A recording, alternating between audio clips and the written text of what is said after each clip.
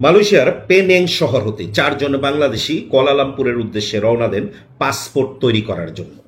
যদিও তাদের কাছে পুরন পাসপোর্ট আছে এবং সেই পাসপোর্টে মেয়াদও আছে, কিন্তু কথা হচ্ছে ফইরার কথা মতো ফইরা তাদেরকে বুদ্ধি দিছে, যতক্ষণ না আপনার কাছে নতুন পাসপোর্ট থাকবে ততক্ষণ মালয়েশিয়ায় যদি বৈধকরণ দেয় আপনি বৈধ হতে পারবেন না।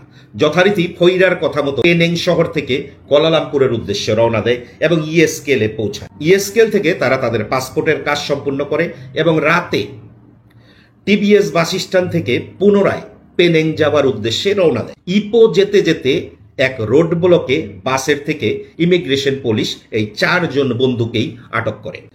6ই আগস্ট পারাক ডিস্ট্রিক্টের লাংকাপ ক্যাম্পের ম্যাজিস্ট্রেট কোর্টে এই চার বন্ধুকে তোলা হয় এবং তাদেরকে সাজা শোনানো হয় 12 মাসের জেল, অন্যথায় 10,000 টাকা জরিমানা, যেটা মালয়েশিয়ার টাকা।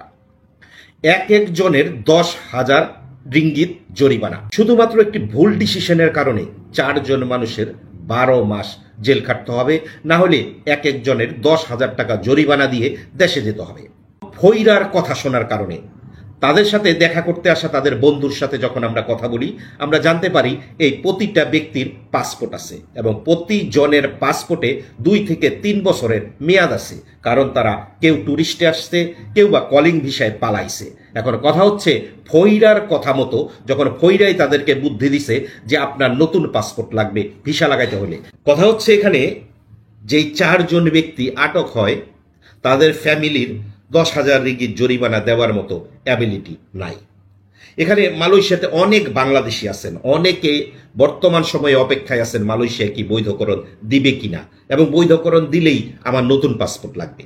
আমি আপনাদের সবার উদ্দেশ্যে একটা মেসেজ দিতে চাই এখানে, যারা মালয়েশিয়াতে আছেন, আপনার কাছে যে পাসপোর্টটা আছে, আপনি পালায়ে আসছেন, ট্যুরিস্টে আসছেন, আপনার বসের থেকে পালাইছেন, আপনি যে কোনো প্রক্রিয়ায় মালয়েশিয়াতে আসেন, আপনার কাছে একটা পাসপোর্ট আছে এবং ওই পাসপোর্টে যদি আপনার মেয়াদ থাকে, যে আপনার 18 মাসের মেয়াদ আছে, 2 বছরের মেয়াদ আছে, 3 বছরের মেয়াদ আছে, আপনার কিন্তু নতুন করে পাসপোর্ট তৈরি করতে হবে না। মালয়েশিয়ার সরকার যদি বৈধকরণ দেয় এবং সেই বৈধকরণ প্রক্রিয়ায় যদি আপনার নাম আসে যে আপনি যেই অপরাধ করছেন সেই অপরাধটা তারা সাধারণ ক্ষমা হিসাবে দেখবে, সেই ক্ষেত্রে কিন্তু আপনি ভিসা পাবেন, আপনার নতুন কোনো পাসপোর্ট লাগবে না।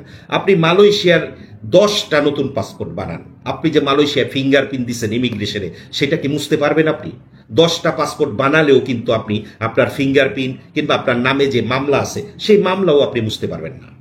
যারা কুয়ালালামপুরের উদ্দেশ্যে প্রতিদিন আসতেছেন, ভিড় জমাইতেছেন পাসপোর্ট অফিসগুলিতে যে আমার পাসপোর্ট তৈরি করতে হবে, মালয়েশিয়ায় বৈধকরণ দিবে, তাদের উদ্দেশ্যে বলবো ডক্টর মোহাম্মদ ইউনূস 3 দিনের সফরে মালয়েশিয়াতে আছে, আজকে পর্যন্ত মালয়েশিয়াতে বৈধকরণ নিয়ে কোনো কথা হয় নাই।